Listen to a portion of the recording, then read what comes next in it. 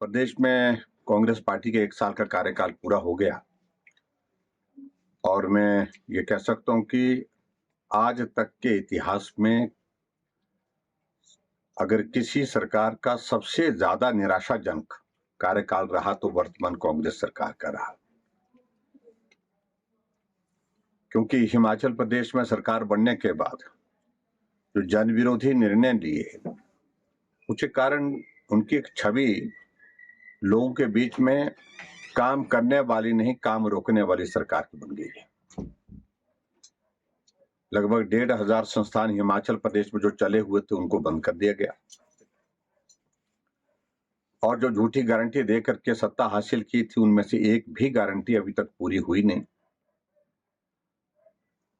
वादा उन्होंने किया था कि 1,500 रुपए हर महिला को जनवरी के महीने से हम देना शुरू कर देंगे। सरकार बनने के बाद कैबिनेट की पहली बैठक में निर्णय करेंगे। 1 साल बीत गया, एक महिला को 1,500 रुपए मिला नहीं। 5 लाख बेरोजगारों को नौकरी देने की बात कही थी और 5 लाख बेरोजगारों को नौकरी देने की बात तो दूर की रही, उल्टा 10,000 से ज्यादा आउटसोर्स पे हमारे कर्मचारी, जो छोटे छोटे कर्मचारी बेचारे, उनको नौकरी से निकाल दिया। 8 महीने से उनकी सैलरी नहीं मिली। 12,000 करोड़ रुपए से ज्यादा ऋण 1 साल में ले लिया। आज तक का इतिहास होगा कि किसी सरकार ने अगर 1 साल में सबसे ज्यादा ऋण लिया तो सुखू सरकार है। जो हमें कहती थी कि ऋण ले लिया, हमने तो उनको कहा भी भाई अगर हमने लिया है तो आप मत लीजिए। और इस प्रकार से अभी विधानसभा के सत्र के दौरान हमने उनको गारंटियां याद दिलाई है। हमने कहा उस गोबर का क्या हुआ जो आपने 2 रुपए किलो खरीदने के लिए कहा था। बागबानों को कहा था कि सेब की कीमत कोई और तय नहीं करेगा, बागबान ही तय करेगा। लेकिन क्या सही मायने में हुआ? 300 यूनिट बिजली फ्री देने की बात कही थी।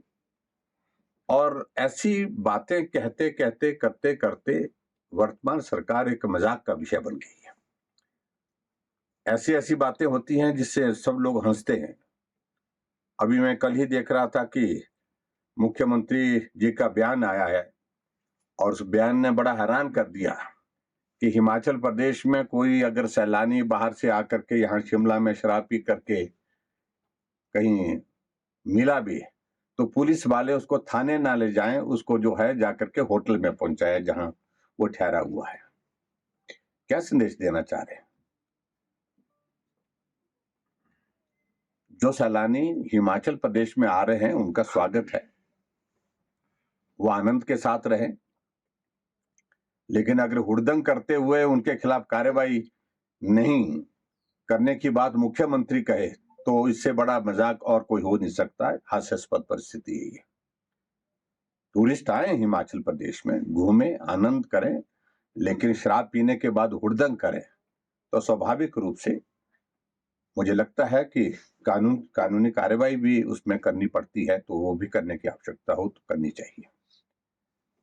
तो इसलिए बहुत सारी चीजों को लेकर के इस तरह की बातें हैं।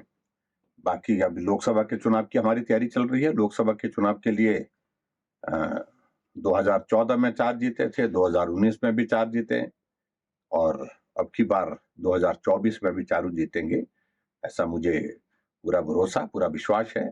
और क्योंकि कांग्रेस की सरकार के खिलाफ जो माहौल बना है उस माहौल को देखते हुए भाजपा की प्रचंड जीत होगी और नरेंद्र मोदी जी देश के प्रधानमंत्री तीसरी बार बनेंगे। सर, ऑपरेशन लोटस को लेकर क्या कहेंगे आप? देखिए, लोटस करने की आवश्यकता ही नहीं। राजेंद्र राणा जी का एक स्टेटमेंट था आज एक सोशल मीडिया प्लेटफॉर्म पे। उन्होंने अपनी भावना व्यक्त की है। वो उस पार्टी में उन्होंने कहा है कि कुछ भी जलालत के दौर में से गुजर रहे हैं कुछ लोग, और जिनको हर बार बुलाया जाता, कहा जाता मंत्री बनाएंगे, फिर बाद में शब्द किसी और की हो जाती है। तो ऐसे में उनकी भावनाएं स्वाभाविक रूप से आहत हुई है। वो उनकी पार्टी का मामला है, लेकिन फिर भी मैं इतना जरूर कहना चाहता हूं, हम कुछ नहीं कर रहे हैं।